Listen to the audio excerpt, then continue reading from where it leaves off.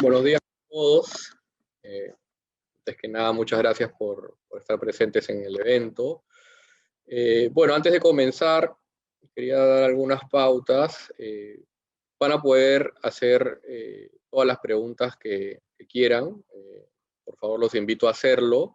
Van a ver que hay una opción en su pantalla para hacer las preguntas. Entonces les pido por favor que puedan hacer sus preguntas por esa vía y al final del evento vamos a responderlas. En caso quedara pendiente alguna respuesta, se las vamos a enviar por correo.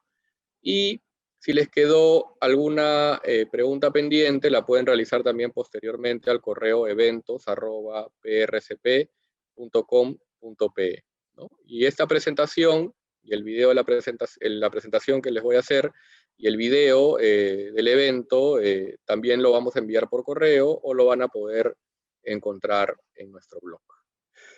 Bueno, dicho esto y nuevamente agradeciéndoles por su presencia el día de hoy, empezamos con este webinar que trata sobre un tema que nosotros ya conocemos bastante por la misma naturaleza del litigio, pero que ahora es de aplicación en Lima, ya para todos los delitos. Por lo tanto, es importante pues, que ustedes puedan conocer algunas diferencias sobre cómo se litigaba antes y cómo se litiga ahora con el nuevo Código Procesal Penal que ya entró en aplicación a Lima para todos los delitos, ¿no? Entonces vamos a conversar un poco sobre los principales cambios, las principales modificaciones. Obviamente no vamos a poder cubrir pues, todos los temas relacionados con el nuevo código porque son muchos, pero la idea, lo que hemos querido compartir con ustedes, son los cambios más importantes, sobre los que creo que hay que tener un poco más de atención, porque sí que tienen incidencia en cómo uno litiga, y al finalmente si uno puede ganar o perder un caso, ¿no? Entonces ahí hay varios puntos importantes que vamos a tocar, ¿no? Sobre este tema del nuevo código, tenemos que este fue promulgado, ¿no? Para todo el país, en realidad, pero empezó con ciertas provincias el 28 de julio del 2004. Esto ha sido paulatinamente, ¿no? Empezó con pequeñas provincias y poco a poco se fue esparciendo por todo el país y lo único que quedaba pendiente era Lima, que obviamente es el distrito judicial más grande. Tenemos Lima Sur, Lima Este, Lima Norte, Lima Centro. Entonces, es muy grande y por eso es que se esperaba hasta el final para ya implementarlo para todos los delitos, ¿no? De hecho, en Lima ya estaba vigente, pero solamente para dos delitos específicos, que era corrupción de funcionarios y criminalidad organizada, que digamos es una parte importante, pero no están ahí los delitos comunes, los que vemos en el día a día. Y recién, desde junio de este año, ha entrado en vigencia este nuevo código para todo lo que quedaba pendiente, que eran en realidad los distritos judiciales de Lima. Entonces esto ya está vigente al día de hoy y por lo tanto tenemos que tener conocimiento pues, de cuáles son las diferencias principales, ¿no? Este nuevo código en realidad busca, como teoría al menos, ¿no? Es lo que se supone que prevalece aquí, que existan más garantías hacia las partes, ya vamos a hablar un poco de eso, que sea un proceso además más justo si se quiere y más célere sobre todo, ¿no? Es algo muy importante porque aquí los procesos penales duran años de años y muchas veces no hay ni siquiera cómo pedirle a la autoridad que respete los plazos y se pronuncie, ¿no? Eso pasaba antes. Ahora vamos a ver que esto ha cambiado mucho, ¿no? Con el nuevo Código Procesal Penal hay muchas herramientas para buscar conseguir que los procesos puedan terminar de manera más rápida, ¿no? Entonces, esta idea que teníamos antes con el antiguo código, con el que todos hemos litigado, de que habían dos tipos de procesos, ¿no? Los sumarios y los ordinarios, y el sumario, que eran los delitos menores, tenían un tipo de proceso y el ordinario tenía otro tipo de proceso. En realidad aquí esto ya se ha unificado y el proceso penal ha sido dividido básicamente en tres etapas, ¿no? Que aplica además para todos los delitos. O sea, aquí todos los delitos van a tener esas etapas, no es como por ejemplo, en el antiguo código solamente los procesos ordinarios, que eran los más graves, tenían un juicio oral, ¿no? Aquí no. Con este nuevo código, todos los procesos, por más leve que pueda ser el delito, siempre y cuando lo sea, va a tener también su etapa de juicio oral, ¿no? Entonces, las 3 etapas en las que se va a dividir ahora el proceso penal son 3. La etapa de investigación preparatoria, dentro de la cual están las diligencias preliminares, que es la etapa más incipiente, y luego la etapa de investigación preparatoria, que vendría a ser una suerte de proceso, no de primera instancia porque no hay una sentencia, pero previo a la primera instancia, para la sentencia de primera instancia. Entonces, una vez que se terminan estas 2 etapas, que son principalmente etapas de investigación, de recolección de evidencias, de declaraciones, de actuación de pericias, de inspecciones, que nosotros vemos mucho eso, inspecciones, todos esos actos probatorios, ¿no?, se actúan en estas 2 etapas. La primera preliminar, muy incipiente, donde ni siquiera se pueden aplicar medidas cautelares, y la preparatoria ya es una investigación más avanzada, con más evidencias, donde incluso se pueden pedir medidas como embargos o incluso prisiones preventivas. Entonces, terminado esto, pasamos a la siguiente etapa, que es la intermedia, donde se va a discutir el pronunciamiento del fiscal en la primera etapa, que puede ser acusar o sobreseer. Va a ser un filtro previo al juicio, esta etapa intermedia, donde vamos a tener la posibilidad de discutir si es que el caso debe pasar a juicio, y finalmente tenemos la etapa de juicio oral. Esto es como las películas, ¿no?, donde se actúa todo oralmente, donde uno puede interrogar, contrainterrogar un testigo, donde uno hace un alegato de apertura, un alegato de clausura. En realidad, la única diferencia aquí con un juicio del sistema anglosajón, el que vemos, como les digo, en las películas, para hacerlo más gráfico, la única diferencia es que allá, en este otro sistema, el que resuelve finalmente es un jurado y el juez solamente controla el trámite de la audiencia, mientras que en el Perú el que va a decidir va a ser un juez. Y también, por supuesto, va a llevar a cabo el trámite de la audiencia, ¿no? Entonces, esas a grandes rasgos, estas etapas, como les digo, es dentro de cada etapa pues hay un montón de reglas y de situaciones que se pueden actuar, que no las voy a mencionar porque si no, pues podríamos estar aquí horas, es bastante, pero la idea que quería que tengan es que esas son las 3 etapas que se van a actuar para todos los tipos de delitos que tenemos, cada una con sus particularidades, ¿no? Entonces, yo quería ya entrar un poco a explicarles algunas diferencias principales con respecto a cómo antes se llevaban los casos en Lima y cómo se van a llevar ahora. Como les digo, hay diferencias. Entonces, en el antiguo código, por ejemplo, no estaba regulada expresamente la función de la fiscalía y de la policía, ¿no? Antes teníamos que el fiscal, al comienzo, a veces hacía prácticamente de mesa de partes, aperturaba investigación, inmediatamente lo mandaba a la policía a que investigue, y el policía podía hacer prácticamente lo que le daba la gana. No había mayor control. La policía finalmente, sin ser siquiera abogados, menos penalistas, emitían conclusiones, aprovechándose un poco a veces de esa situación. Y eso ahora ha cambiado, ¿no? Ahora el fiscal es el actor principal de la investigación, ¿no? Vemos ahora, por ejemplo, en los casos mediáticos, como el fiscal Domingo Pérez, por ejemplo, que es un fiscal bastante mediático, sale a la prensa, declara, en fin, porque claro, él sabe de que él ahora con este nuevo código pues tiene mayor protagonismo, porque es quien dirige la investigación, tanto en la etapa preliminar como en la etapa preparatoria, donde antes, por ejemplo, en el antiguo código era el juez quien dirigía eso, ahora es el fiscal. Va a haber un juez, sí, para regular que no se violen los derechos de las partes, pero quien va a llevar a cabo la investigación es el fiscal. Entonces es el que tiene el rol principal en la investigación. Y la policía va a tener ahora sí un rol establecido, auxiliar de la labor fiscal, ¿no? Entonces la policía ya no va a tener tanto protagonismo, puesto que solamente tiene una labor auxiliar, ¿no? Antes, como les comentaba, la policía tenía mucho mayor protagonismo, e incluso podía de alguna manera emitir opiniones que, si bien no eran vinculantes, y esto es así, en la práctica lo hemos visto nosotros mucho, ¿no? Con el antiguo código, si el policía decía que no había indicios, emitía un parte, y eso llegaba a la fiscalía diciendo no hay delito. Y si consideraba que sí lo había, emitía un atestado diciendo si hay indicios, para mí si hay delito, y el fiscal se pronunciaba. Lo que pasaba en la realidad es que en muchos casos, si bien este informe policial no era vinculante, formalmente no lo es, no lo era, los fiscales muchas veces repetían los informes policiales, ¿no? O ya sea porque tienen mucho trabajo, porque no tienen muchas ganas de investigar o prefieren darle prioridad a otros temas, lo que hacían es, generalmente, en la mayoría de casos, si el policía decía que había delito con un atestado, el fiscal normalmente repetía. Entonces, ahí había que hacer mucho trabajo como abogado, en todo caso, para tratar de desacreditar el informe policial. Entonces, ahora la policía ya no emite un atestado o un parte policial como era antes, ¿no? El policía ya no tiene la potestad de emitir una opinión y de decir si a su juicio se había cometido, o no se ha cometido un delito, ¿no? Entonces, esa es la característica principal del rol policial, ¿no? La policía lo único que va a hacer es realizar las diligencias que el fiscal le diga, ¿no?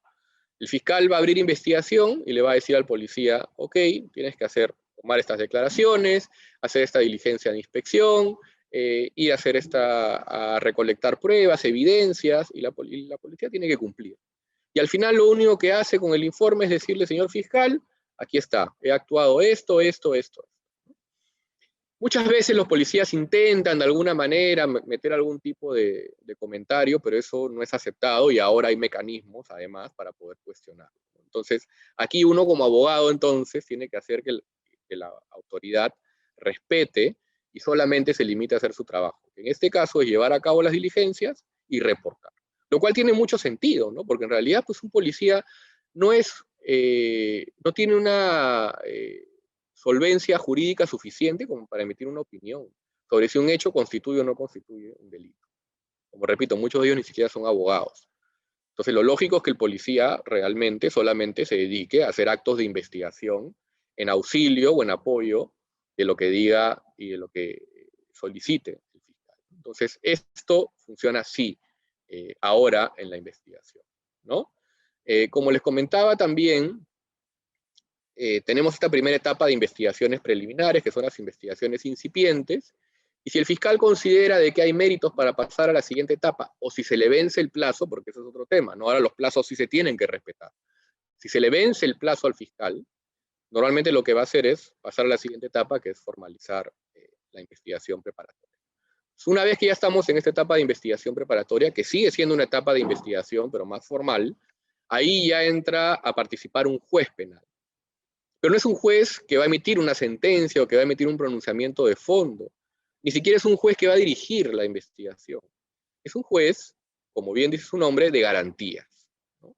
Que solo va a intervenir, tanto en la investigación preparatoria como en la etapa intermedia, cuando se hayan vulnerado algunos de los derechos de las partes, ¿no? Y obviamente las partes tienen el derecho de recurrir al juez, ¿no? Y también obviamente el juez convalida ciertas actuaciones, como la incorporación de una persona jurídica, la incorporación de un tercero civilmente responsable, la solicitud de prisión preventiva, todas estas actuaciones, estas medidas cautelares o solicitudes que se van a poder hacer.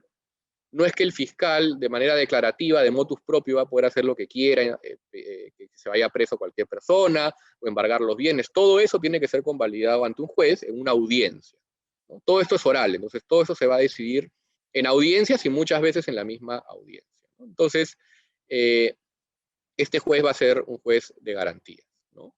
Y si el caso ya pasa la investigación preparatoria, pasa la etapa intermedia donde se discute todo lo que se ha actuado, y el juez de garantías finalmente va a tomar una decisión, y es si el caso pasa o no pasa a juicio. Es solamente lo que va a decir es si pasa o no pasa a juicio. Y si pasa a juicio, será otro juez quien resuelva. Un juez que no ha estado contaminado y que no conoce los detalles del proceso y que solamente se va a pronunciar sobre lo que ya se ha filtrado en esta etapa intermedia y lo que va a ser actuado como pruebas en el juicio, los testigos, las declaraciones, las pericias, en fin, ¿no? Entonces, los juzgados o los jueces de juzgamiento en el juicio oral van a ser de dos tipos, ¿no? Los unipersonales, que son la mayoría, que es un solo juez, o sea que en el juicio oral solo va a haber un juez quien decida. Esto se va a dar en los delitos que tengan una pena no mayor a 6 años.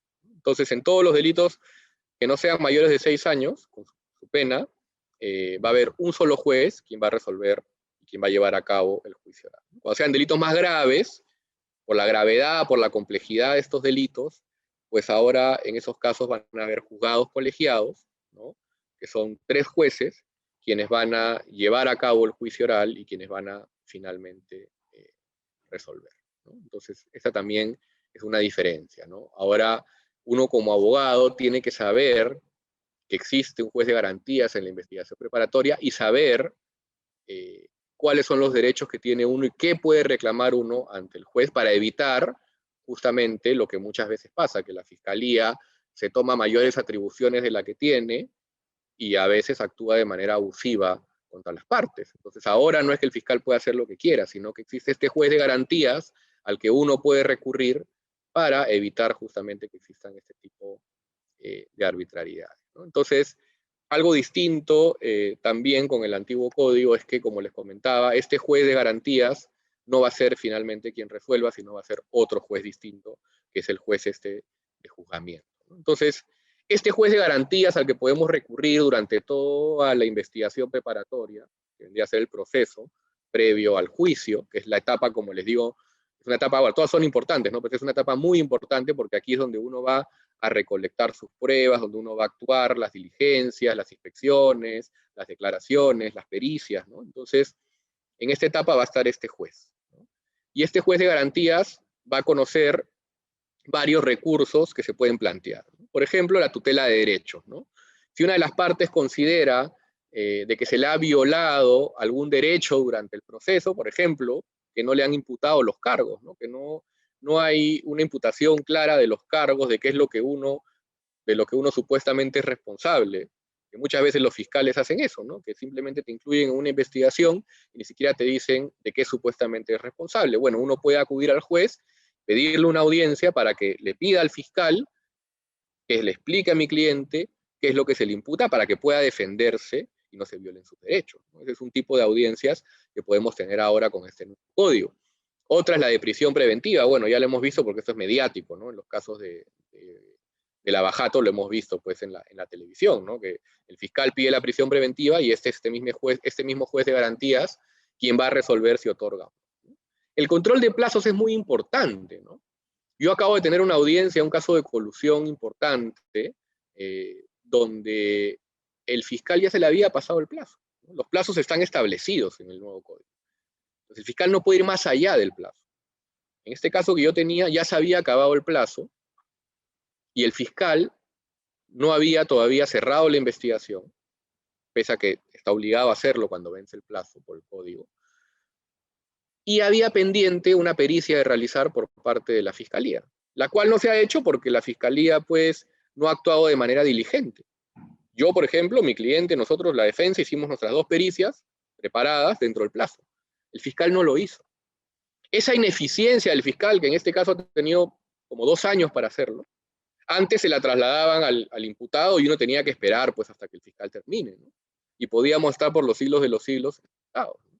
Ahora no. Entonces yo lo que hice es, se venció el plazo, fui donde el juez y le dije, señor juez, ya se venció el plazo, el fiscal, pese a que se lo he pedido, porque es un requisito previo pedírselo, le pedí que cierre la investigación, no ha querido, ahora yo le pido a usted, señor juez, que emplace al fiscal a que termine su investigación. Y nos fuimos a una audiencia, y el fiscal efectivamente decía, yo no he cerrado porque todavía me falta terminar mi pericia. Yo le decía al juez, sí, está bien, pero él no lo ha hecho porque es ineficiente, y eso no se me puede trasladar a mí. Él tuvo más de 2 años para hacerlo, él tiene más facultades que yo porque puede apercibir a las personas para que le den información para hacerlo. Yo sí lo he podido hacer, él no. Y esa ineficiencia no se me puede trasladar. Ya se le venció el plazo, ya no hay más plazo. Y efectivamente el juez le ha dicho al fiscal, bueno, señor fiscal, en la misma audiencia resolvió y dijo, fundado mi pedido, le dijo al señor fiscal, usted tiene que cerrar su investigación. Y listo. Si bien el fiscal ha apelado, al día de hoy ya tiene que cerrar su investigación. Entonces ya no va a poder hacer su pericia. Y yo probablemente tendré más opciones de ganar el caso en la medida en que yo tengo pericias y el fiscal ya no tiene pericia, porque ya se le pasó el plazo. Entonces, este control de plazos es en realidad muy importante. El tema de los plazos es muy importante, como el ejemplo que les he puesto, lo puede llevar a uno a ganar o perder un caso. Porque si el fiscal se le acabó el plazo, va a tener que, y si insiste en que quiera acusar a tu cliente, va a tener que irse a juicio con lo que pudo recabar en ese plazo. Y nada más. Porque algo interesante del nuevo código también es que una vez que inicia el juicio, ya no puedes, una vez que acaba la etapa de investigación preparatoria, ya no puedes meter más pruebas. Se acabó. Es una etapa que precluye, que termina. Salvo una prueba nueva, ¿no? Como en las películas, cuando aparece un ADN que demuestra que el homicida no lo fue, una prueba nueva, evidentemente eso sí se puede presentar, pero es una situación muy excepcional. Entonces, saber y conocer los plazos es muy importante. Nosotros, por ejemplo, en la oficina, cada caso que tenemos un calendario y sabemos cuándo vencen los plazos. Es muy importante. Me ha pasado también en otro caso, que estaba en la etapa preliminar, al fiscal se le venció el plazo, pese a que le faltaban hacer diligencias.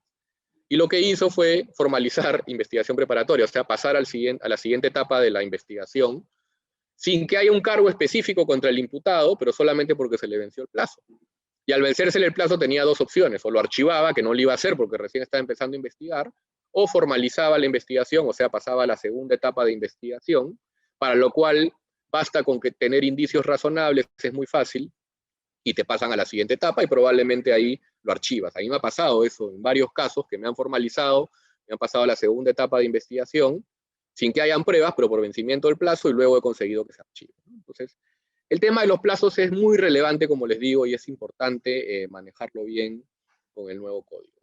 También el juez de garantías va a conocer de medidas cautelares reales, ¿no? Que son los embargos, y obviamente una vez que se acabe la investigación preparatoria, esta segunda parte de investigación preparatoria, una vez que se venza este plazo, el fiscal tiene dos opciones: o acusa pidiendo que el caso vaya a juicio, o sobresee pidiendo que se archive. Sea cual fuera la decisión, se va a ir a una audiencia ante este juez, quien finalmente va a decidir si está de acuerdo con que se archive el caso, porque si no está de acuerdo lo eleva a otro fiscal superior para que resuelva de manera definitiva esa incidencia, y si cree que hay delito, pues el juez va a señalar que el caso pase a juicio. Decisión inapelable además, con lo cual uno tendrá que irse a juicio. Entonces, todas estas actuaciones, en resumen, muy corto, son todas las que tiene acá a cargo este juez de garantías, que es muy importante, como pueden ver, para la investigación. En cambio, este otro juez de juzgamiento va a conocer simplemente el juicio oral y va a emitir una sentencia. Este juez también es importante porque en el juicio oral hay reglas también. Uno tiene que saber preguntar. Yo ayer tenía una discusión con una fiscal que hacía preguntas impertinentes, que le pedía a mi cliente que especulara, ¿no? ¿Y por qué cree usted que pasó esto? ¿Por qué cree usted que falsificaron el documento? Le preguntaba a la fiscal. Yo le decía: disculpe, doctora, pero esa pregunta está prohibida. Es una pregunta especulativa. Tú no puedes pedirle a un cliente que especule. Y así, ¿no? Hay un montón de reglas sobre qué se puede preguntar en un juicio, qué no se puede preguntar, cómo se lleva a cabo un juicio, y el juez de juzgamiento va a controlar eso, ¿no? Uno puede decirle al juez: señor juez, esa pregunta es impertinente. Levantas la mano y el juez resuelve en ese momento si la pregunta se puede hacer o no. Entonces, tiene esta función también de control dentro ya del juicio oral. Son reglas básicamente de juego dentro del juicio, y también, por supuesto, va a tener la potestad de sentencia, ¿no? Y hay algo aquí bien importante, y es que antes, ¿no?, en el antiguo código, había en los procesos ordinarios, los más graves, también había juicio oral, se apelaba, ¿no?, y había una audiencia de segunda instancia. Aquí es diferente, y eso es algo que también uno tiene que conocer. Ya sea en un juzgado unipersonal, un juez, un juicio oral de un juez, o un juicio oral de 3 jueces, da igual, en cualquiera de los dos casos, cuando se apela en la segunda instancia, no es que solamente es un informe oral, o sea, no es que yo voy a presentar mi apelación y, como se hacía antes, le explico a la sala por qué he apelado. En el nuevo código, cuando el juez de primera instancia de juicio oral emite su sentencia, las partes tienen la potestad de apelar, y en apelación va a haber un nuevo juicio. Eso es lo más interesante, ¿no? No es una audiencia de informe oral, es un nuevo juicio, mini juicio, ante la audiencia de segunda instancia.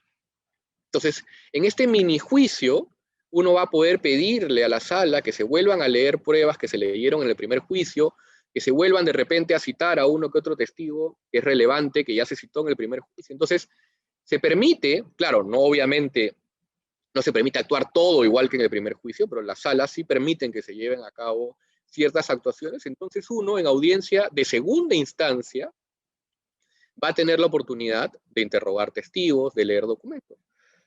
Esto yo lo tuve en un caso en Iquitos muy importante, que tuvimos por un delito forestal, que fuimos sentenciados injustamente en primera instancia, y en la segunda instancia pudimos, ante la sala, revertir el resultado pero sobre todo porque pudimos actuar pruebas del primer juicio de primera instancia, ¿no? Pudimos leer documentos que no se habían leído, pudimos incluso presentar nuevas pruebas que fueron aceptadas, nuevos testimonios, y todo eso se permite en la audiencia de segunda instancia. Entonces también es muy importante conocer cómo es que funciona esta apelación o este minijuicio de segunda instancia que, como repito, tiene sus reglas, ¿no? El tema de la prescripción también es importante. Todos sabemos que los juicios no son infinitos y que hay un plazo de prescripción. En el antiguo código, este plazo era el ordinario o el extraordinario. Son dos plazos, no los quiero tampoco marear con esto, pero una vez que se cumplían los plazos, pues el proceso prescribía y se ganaba. En cambio, ahora con el nuevo código, va a ser prácticamente imposible que una vez iniciada la investigación pueda prescribir un caso. Solamente prescribirá por prescripción ordinaria, vale decir si cuando yo presento mi denuncia ya se había pasado el plazo de prescripción. Eso es igual. Pero si yo presento mi denuncia y el plazo aún no había vencido, antes había un plazo máximo, que era la pena más la mitad de la pena. Ahora, una vez que se inicia la investigación preparatoria, se va a suspender todo ese plazo y se va a sumar el extraordinario, o sea, la pena más la mitad de la pena. Y una vez que termine la investigación preparatoria, nuevamente va a haber otro plazo extraordinario que va a ser la pena más la mitad de la pena. Entonces, va a ser prácticamente imposible que un delito pueda prescribir. Acá lo voy a poner con un ejemplo, ¿no? En el delito de falsedad genérica, la pena es de 2 a 4 años. ¿No? La prescripción ordinaria es de 4 años. Vale decir que uno tiene 4 años para denunciar este delito de falsedad genérica. Si el delito se da en el 2010, yo tengo hasta el 2014 para interponer una denuncia.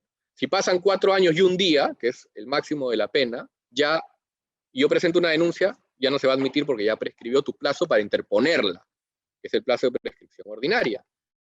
Pero si yo presento esa denuncia antes de que se venzan estos 4 años, digamos a los 2 años, en el 2012, ya se va a suspender el plazo y vamos a estar en la investigación preparatoria, y eso va a significar de que el plazo se va a suspender automáticamente por la pena más la mitad de la pena, vale decir 6 años.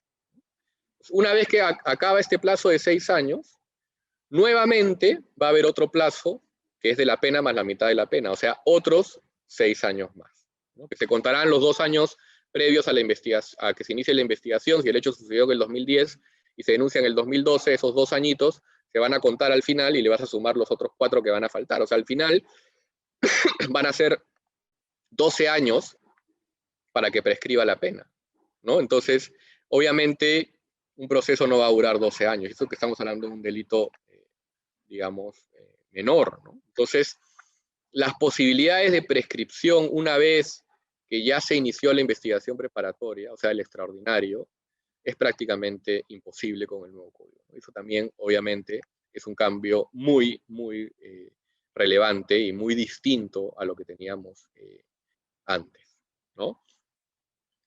Bueno, entre estas audiencias que les decía de la investigación preparatoria, teníamos esta de tutela de derechos, ¿no?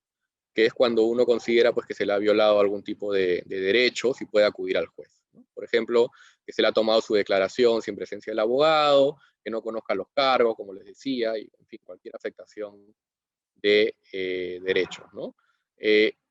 Estas solicitudes se hacen ante el juzgado y obviamente va a haber una audiencia donde se va a resolver, ¿no?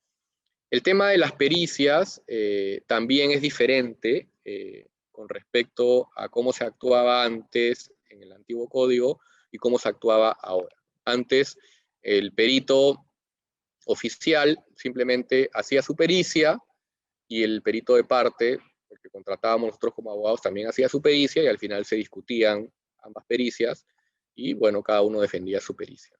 Ahora, el fiscal debe designar un perito oficial, ¿no? Y el imputado también va a tener la posibilidad de designar un perito de parte en un plazo no mayor a 5 días. Aquí hay un acto solemne, una juramentación del perito oficial. Vamos a ser notificados y tenemos un plazo no mayor a 5 días para nosotros también designar nuestro perito, ¿no? Entonces, lo importante aquí es que Una vez que están designados los peritos oficiales y los peritos de parte, la Fiscalía va a poder determinar que ambos trabajen de manera conjunta, ¿no? Se van a poder programar reuniones de trabajo oficiales entre el perito oficial y nuestro perito de parte. Incluso nuestro perito de parte va a poder formular observaciones a la pericia oficial y finalmente puede emitir su pericia, ¿no? Entonces, esto es muy importante porque aquí hay trabajo conjunto. Y muchas veces el perito oficial no tiene el mismo expertise que nuestro perito de parte. Entonces lo que podemos hacer nosotros es que nuestro perito de parte emita comentarios, le explique también al perito oficial para que en todo caso pueda emitir una pericia más objetiva. No siempre se va a cumplir, pero al menos tenemos esta posibilidad. Y por supuesto, además, que nuestro perito de parte trabaje con mucho mayores insumos, porque va a estar de la mano con el perito oficial y va a saber exactamente lo que se ha actuado y lo que no se ha actuado. Entonces, una vez que se concluye pues, con el trabajo pericial, los peritos van a emitir sus respectivos informes, ¿no? El perito oficial emitirá su informe, el perito de parte emitirá su informe, y si no, ambos no llegan a la misma conclusión, que es una posibilidad, pues llegado el momento se va a poder realizar un debate pericial, entre ambas pericias, ¿no? Y obviamente la parte estrella, donde uno tendrá la posibilidad de cuestionar el peritaje oficial, será en la etapa de juicio oral. En la etapa de juicio oral uno debe ir preparado y tiene que estar suficientemente capacitado como abogado para poder hacerle las preguntas al perito oficial y poder desacreditar. Y aquí también hay reglas sobre cómo se deben hacer las preguntas y qué tipo de preguntas se deben actuar en juicio para poder desacreditar a un perito de parte. Por ejemplo, si un perito de parte tiene condenas y ha sido sentenciado por justamente haber mentido en un juicio, averiguar un poco cuál es el antecedente del perito oficial y en su momento, en la etapa de juicio, cuando uno le toque contrainterrogarlo, empezará con la parte de la acreditación. Preguntarle dónde ha estudiado, dónde ha hecho su maestría, cuántos cursos tiene sobre ese tema específico, si ha tenido sentencias, cuál es su experiencia, en fin. Y después ya uno puede entrar al tema específico y cuestionar técnicamente lo que ha resuelto. Entonces, esta parte de las pericias también ha cambiado bastante. Como les comentaba, tiene su propia reglamentación ahora, ¿no? La prisión preventiva, que ya la habíamos mencionado, también, pues como sabemos, la pide el fiscal, se lleva a cabo una audiencia, y el fiscal tiene que demostrar, que muchas veces pasa lo contrario, que vemos en las audiencias de que los fiscales prácticamente quieren hacer un juicio oral en la audiencia de prisión preventiva y algunos jueces lo permiten. Pero aquí en realidad es una situación que se supone es totalmente excepcional y solamente el juez la debe otorgar cuando existan graves, ¿no?, y fundados elementos de que se ha cometido el delito, de que la sanción sea mayor a 4 y sobre todo que exista peligro de fuga o peligro de obstaculización. Porque si bien el fiscal y el juez pueden estar convencidos de que hay delito, pues habrá que esperar a la sentencia para que la persona se vaya presa si le corresponde. Y no adelantar la sentencia con la prisión preventiva. Esta solamente se puede dar si además de que existan elementos de que se ha cometido el delito, si además de eso hay peligro de fuga o de obstaculización. Entonces, esto es muy importante. Y aquí nosotros también, bueno, tenemos mucha experiencia en estas audiencias de prisión, donde lamentablemente en los casos mediáticos, ya lo hemos visto, los jueces muchas veces no toman en cuenta estos criterios y simplemente resuelven porque creen que se ha cometido un delito. Ni siquiera se haya acreditado el peligro de fuga o el peligro de obstaculización. Gracias a Dios también existe bastante jurisprudencia sobre este tema, sobre todo el TC, la Corte Suprema, y hoy en día creo que se está empezando a resolver mejor este tema de las prisiones preventivas. Si bien hay uno o dos jueces que ya se conoce públicamente que generalmente les gusta dar prisión preventiva en casos graves o mediáticos, esto cada vez, creo yo, está bajando un poco. Además, sobre todo por el tema del COVID, ¿no?, que no es menor. Un argumento adicional para que no se imponga una prisión preventiva hoy en día es la grave exposición a la que se encontraría una persona en caso esté en prisión con una situación de COVID donde hay un grave riesgo de contagio, ¿no? Este tema de la prisión preventiva, esta solicitud, la puede hacer el fiscal, ¿no?, desde que se formaliza la investigación preparatoria hasta que se emita la sentencia final, ¿no? Entonces, tiene todo este momento para pedir la prisión preventiva. A mí me ha pasado en un caso que el fiscal ha pedido la prisión preventiva recién al momento de acusar. Lo cual no tiene mucho sentido, ¿no? Porque si durante toda la investigación preparatoria, que en este caso puede haber durado 2, 3 años, el imputado nunca se fugó, nunca entorpeció el proceso, ¿por qué ya para la etapa final de juicio, donde ya están todas las pruebas, ya se actuaron antes, está todo asegurado, por qué habría que pedir la prisión preventiva? Claro, la norma lo permite, pero no tiene mucho sentido. Entonces, hoy en día estamos peleando eso ante el juez, y uno de mis argumentos es, oiga, señor juez, mi cliente, pese a que es un caso grave, una imputación grave, durante 3 años, no se ha fugado, no ha entorpecido nada, ¿por qué ahora lo harían? Y estamos ahí en la discusión. Entonces, pero lo cierto es que el plazo incluso se da hasta antes de emisión de la sentencia. Entonces, en cualquier momento, desde la investigación preparatoria hasta la emisión de la sentencia, la fiscalía puede pedir la prisión preventiva. Claro, en algunos casos puede cobrar sentido, ¿no? Porque ¿qué pasa si a la mitad de la investigación uno quiere atemorizar a un testigo, ¿no? O hay indicios de que yo estoy amenazando a un testigo cuando ya va a empezar el juicio oral, o lo he mandado a amenazar, o lo que fuera. Entonces, ahí sí quizás podría tener sentido de que el fiscal diga, oiga, para asegurar el resultado final del proceso, vale la pena que la persona esté en prisión. Pero son situaciones, como repito, excepcionales, ¿no? Lamentablemente ahora, pues esto se ha vuelto moneda corriente, ¿no? Cuando en realidad no es así. Entonces, sí tener en cuenta de que esta es una medida excepcional, ¿no? Y uno como abogado tiene que pelear este derecho de que el cliente, por más responsable que pueda ser, o por más indicios que puedan haber, habrá su momento para sentenciarlo y habrá su momento para que vaya a prisión si le toca ir. Pero ese no es el momento. A la investigación preparatoria no es el momento. Salvo, repito, estas situaciones excepcionales, ¿no? Yo veo casos donde hay pericias de ambas partes, es una situación totalmente discutible y el fiscal pide prisión preventiva cuando ni siquiera hay indicios razonables, ¿no? Entonces, como repito, en teoría esta debería ser una situación bastante excepcional, pero lamentablemente pues hemos visto que en muchos casos no lo ha sido, ¿no? Esta decisión de que eventualmente se pueda dictar una prisión preventiva, pues es apelable dentro del plazo de 3 días, cuando la sala se va a pronunciar, ¿no?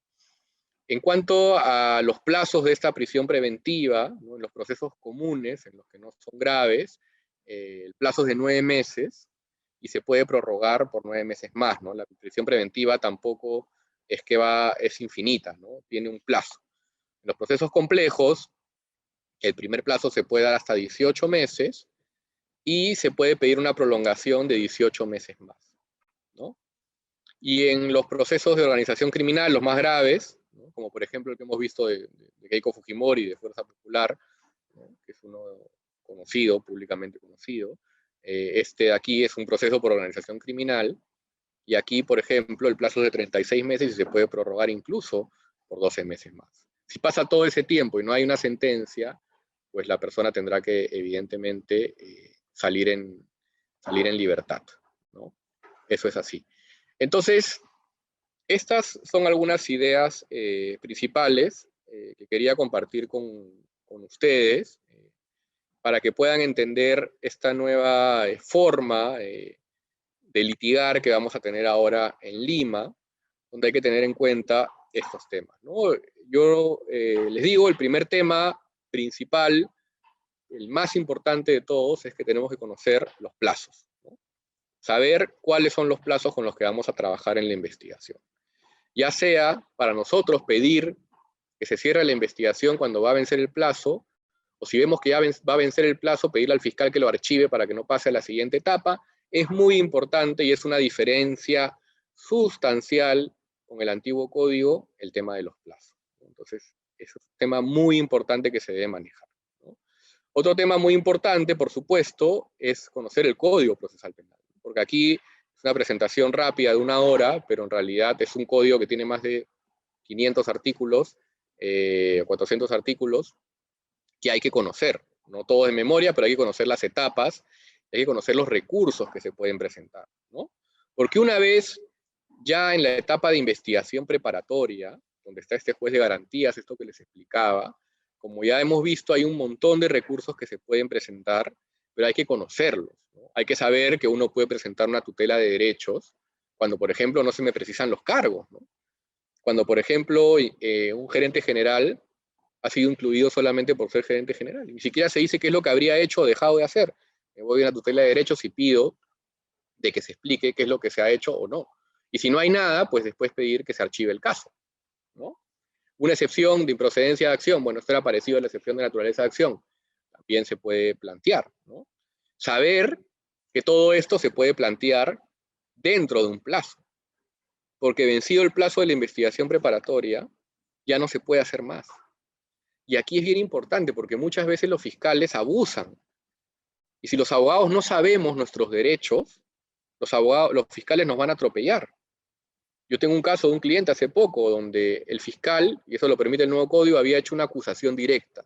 O sea, cuando el fiscal está seguro de que el delito ya se cometió y que ya están todas las pruebas, se puede saltar toda esta etapa de investigación preparatoria y acusar directamente. Directamente ya me quiero ir a juicio porque ya tengo todas las pruebas.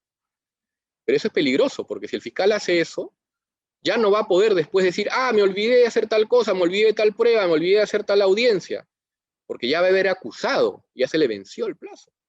Y eso me pasó. El fiscal hizo una acusación directa contra un cliente, una empresa, pidió que se incorporara a la empresa y pidió que se ingresara como investigado al representante legal que no tenía nada que ver. Perfecto, nos fuimos a la etapa intermedia para discutir este tema. Yo le dije al juez, señor juez, el fiscal no puede incluir a la empresa en este proceso como tercero civil, ni como parte imputada, no puede, porque para hacerlo, tiene que hacerlo en la etapa de investigación preparatoria. Y tiene que haber una audiencia donde usted tiene que determinar si la empresa puede o no ser parte. Y eso además puede ser apelado. Y en este caso el fiscal, por apresurado, hizo una acusación directa y no pidió esta audiencia. Con lo cual, señor juez, esto ya no se puede hacer. Ya precluyó la etapa. Y el fiscal insistía, y el juez dijo, efectivamente, señor fiscal, usted se tomó un riesgo, acusó directamente, y ahora se le quemó la película, porque no va a poder ingresar a la empresa como tercero civil para pedir la reparación, para perseguir la plata, no va a poder, y el representante legal lo voy a sacar también del caso, porque no ha tenido absolutamente nada que ver, y la empresa tampoco está, así que el fiscal perdió y nosotros ganamos. ¿Por qué?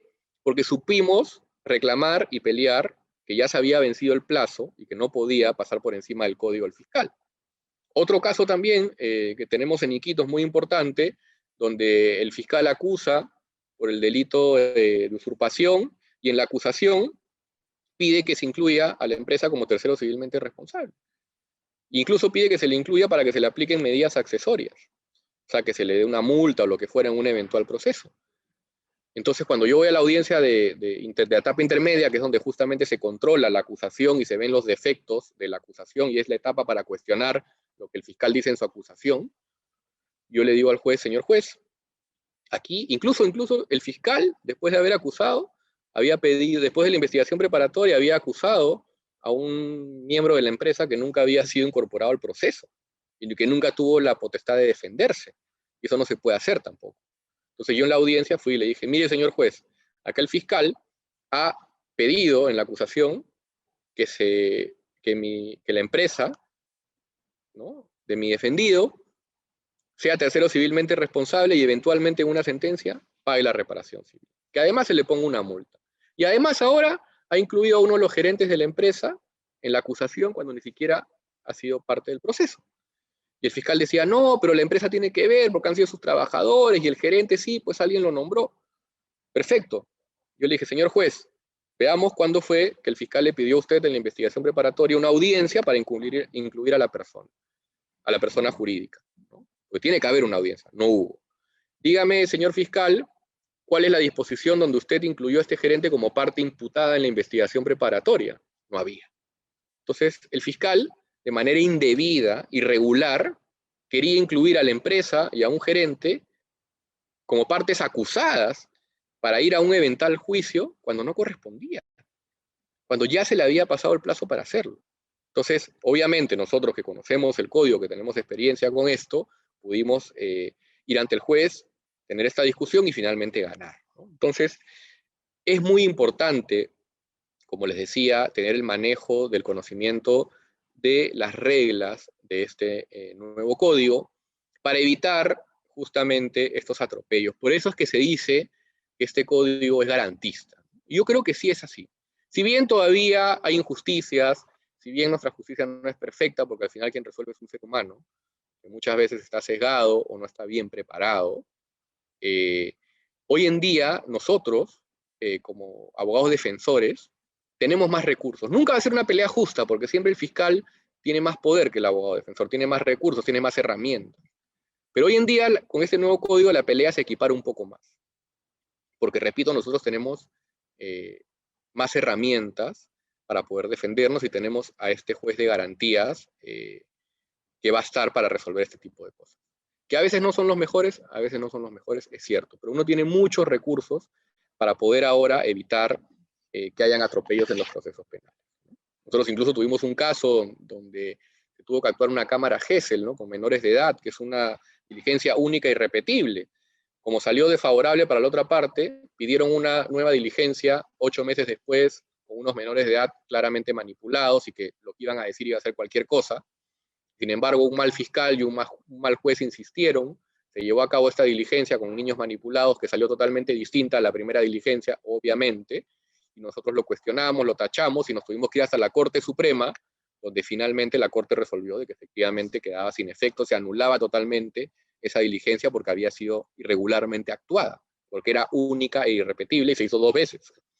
Entonces, repito, tenemos todas estas herramientas hoy en día que nos permiten a nosotros poder defender mejor los casos. Claro que la ventaja que tenemos también es que nosotros, por la misma naturaleza de nuestro trabajo, que defendemos mayormente empresas, litigamos por todo el Perú, y este código pues ya está vigente, como les decía, desde el 2004 en provincias. Entonces, nosotros lo manejamos muy bien, incluso en mi caso he tenido la posibilidad de capacitar a jueces y a fiscales en este nuevo código, entonces lo manejamos bien, pero ahora va a venir una etapa un poco complicada, ¿no? Que quizás a nosotros que conocemos mejor el código nos va a favorecer, porque ahora estos jueces y estos fiscales que toda su vida han estado acostumbrados a litigar con el antiguo código y que si bien han sido capacitados, son un poco reticentes, un poco renuentes a este nuevo código, les cuesta entenderlo.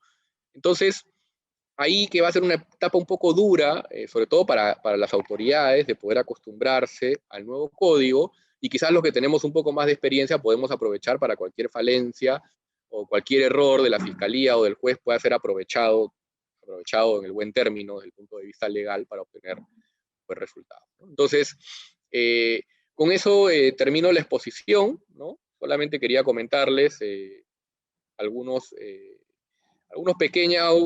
bueno, dentro de todas las grandes diferencias, un pequeño grupo de diferencias importantes con respecto a cómo se litigaba con el antiguo código. Como les digo, esto es mucho más amplio. Saben que, bueno, nos tienen a disposición para cualquier consulta que puedan tener sobre cualquier tema que tengan relacionado a algún proceso que tengan en camino o uno que puedan tener, donde ya se va a aplicar este nuevo código, tengan cualquier duda, pues obviamente estamos totalmente a disposición para eso. Y lo importante, como les digo, es conocer que las reglas han cambiado, conocer además de que tenemos ahora mayores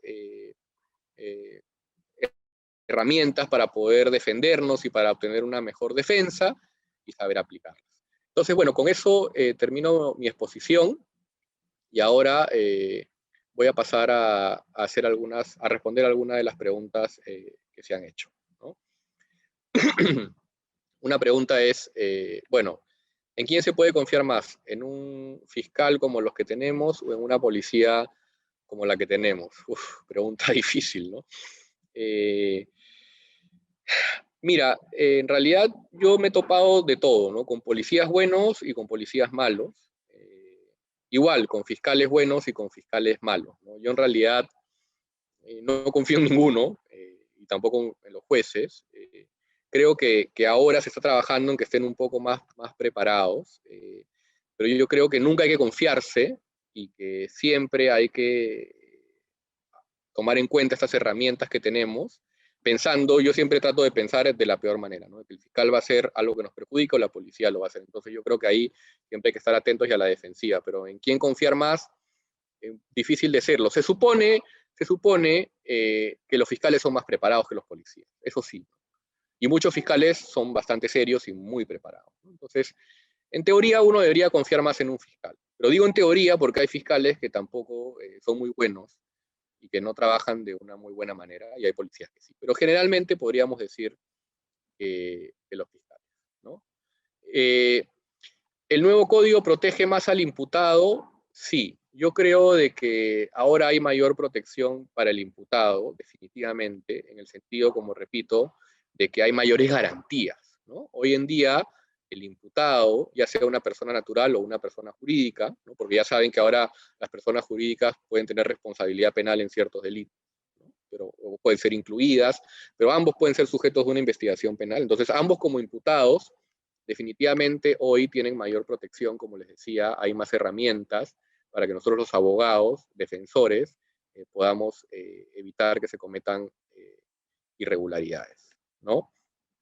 ¿Es mejor que participen dos jueces distintos o que uno solo vea todo el caso? Yo creo que es mucho mejor que participen dos jueces distintos, ¿no? Porque el primer juez, el de la investigación preparatoria, el de garantías, es un juez que ya va a estar contaminado, digamos, porque va a conocer todas las incidencias que han sucedido en la investigación, incluso puede conocer de pruebas, como les decía. Imagínense ustedes un juez que el caso de tocamientos indebidos de menores que les comentaba, donde hubo una primera cámara Gesell donde los niños dijeron de que no habían sido tocados, y una segunda donde dicen que sí habían sido tocados, porque obviamente ya habían sido manipulados por una de las partes, ¿no? Entonces, este juez de investigación preparatoria estuvo presente en la primera cámara y estuvo presente en la segunda cámara. Y él vio a los menores primero decir que no y después decir que sí. Entonces, ese juez ya puede tener una impresión muy subjetiva de lo que pudo haber sucedido en este caso.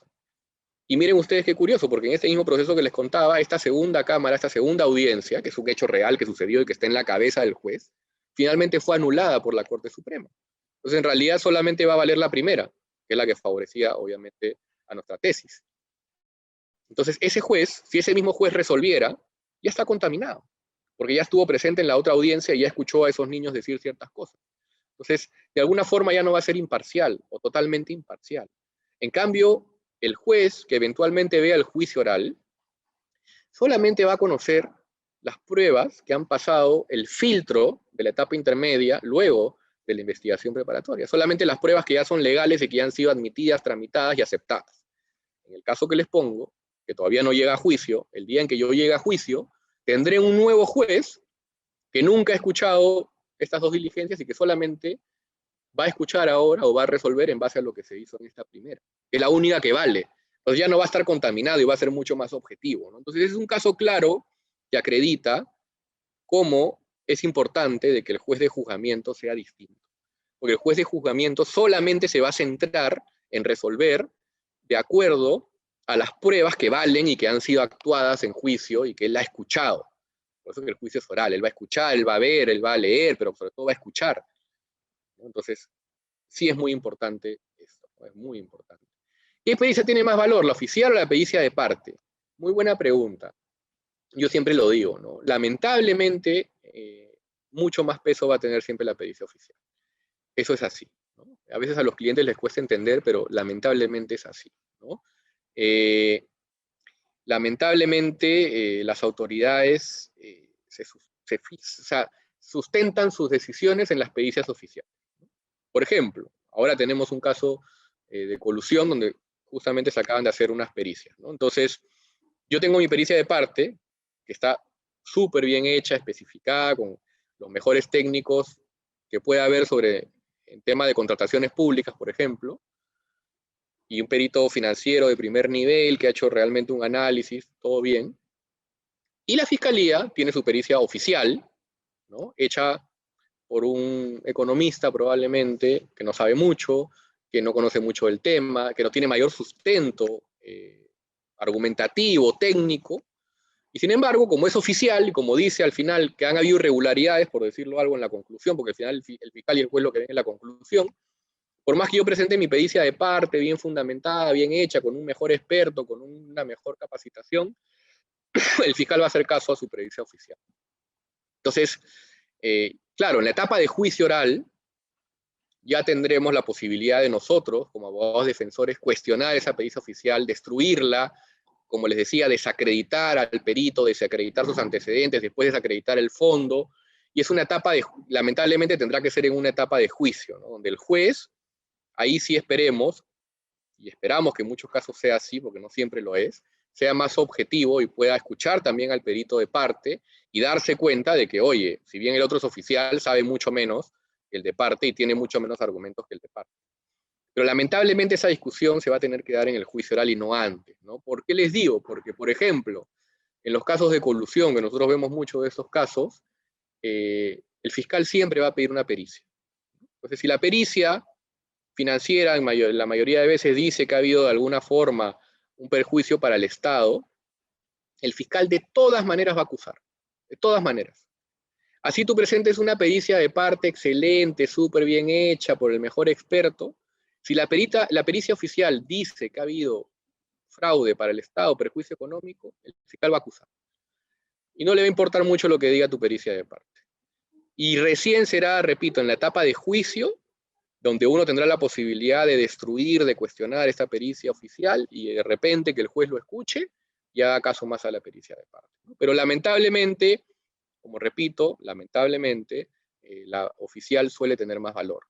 Lo bueno es que ahora el perito de parte y el oficial pueden trabajar juntos, como les decía, que es parte de estas cosas nuevas que tiene este código, ¿no? Entonces, la idea es que el perito de parte también puede explicarle al perito oficial cómo son las cosas desde el punto de vista técnico, pero bueno, al final del día vamos a tener un oficial, vamos a tener una de parte, vamos a tener un juicio oral. Y ahí también es parte de la labor del abogado, ¿no? El saber desacreditar una pericia mal hecha por más que sea.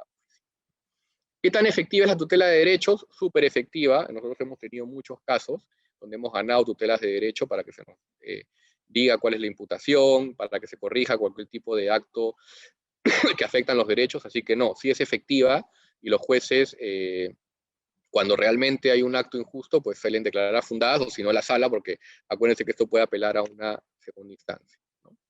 ¿Cómo se transita del nuevo código procesal con un caso ya en trámite? Bueno, como se está tramitando ahora es que si el caso está en investigación preliminar y todavía no se ha pasado o no se ha formalizado la denuncia en el antiguo código, todavía se puede adecuar.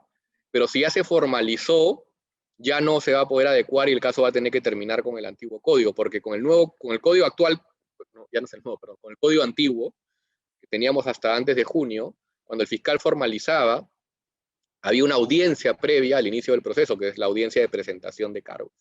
La audiencia no existe ya en el nuevo código, no existe. Entonces ya de por sí, un caso que ya pasó esa audiencia de presentación de cargos y ya se inició el proceso con el antiguo código, se va a tener que terminar y liquidar con el antiguo código. Si el caso está en diligencias preliminares, con el antiguo código también, y aún no se había formalizado, ese sí que se va a poder adecuar y va a pasar ahora a las reglas del nuevo código y va a cambiar al nuevo código, ¿no? El nuevo código solucionará los problemas de sobrecarga procesal debido a que supuestamente las investigaciones tienen plazo y el juicio oral es más célere. Yo creo que sí. Yo creo que, ojo, igual hay bastante carga con el nuevo código. En provincias también nos pasan que los fiscales, los jueces nos dicen que tienen carga, pero definitivamente ayuda a descargar esta sobrecarga, valga la redundancia, y los casos sí que avanzan más rápido. Repito, claro, si el fiscal deja el caso ahí con el plazo y no hace nada, y el abogado defensor que no conoce su código tampoco lo cuestiona, claro, el caso puede estar tirado 4 o 5 años. Pero con un abogado debidamente capacitado eso no va a suceder.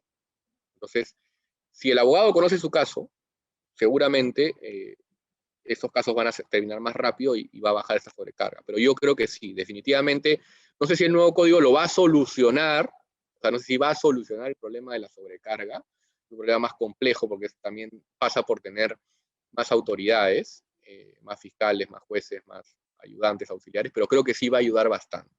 Definitivamente va a ayudar. Me pregunta por los procesos penales por delitos contra el honor y la intimidad. Bueno, nada, eso también sigue su trámite con el nuevo código, pero ahí igual, ¿no? No hay una participación del fiscal como hay en un delito normal, o sea, digamos, los procesos penales por delitos contra el honor y la intimidad no han variado mucho con respecto a cómo era el antiguo código con lo que es el nuevo código.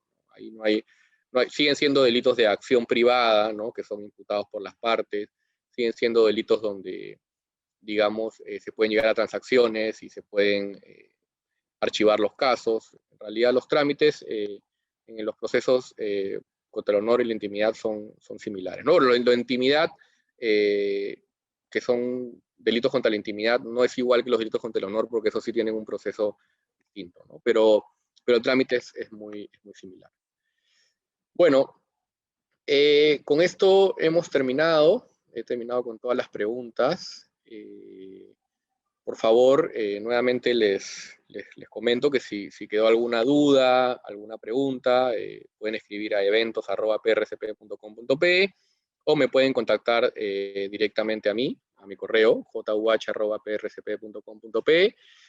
Y bueno, pues nada, estamos para ayudarlos, para atenderlos, para cualquier cosa que necesiten, y nuevamente muchas gracias por haber asistido a esta exposición. Que tengan muy buenos días.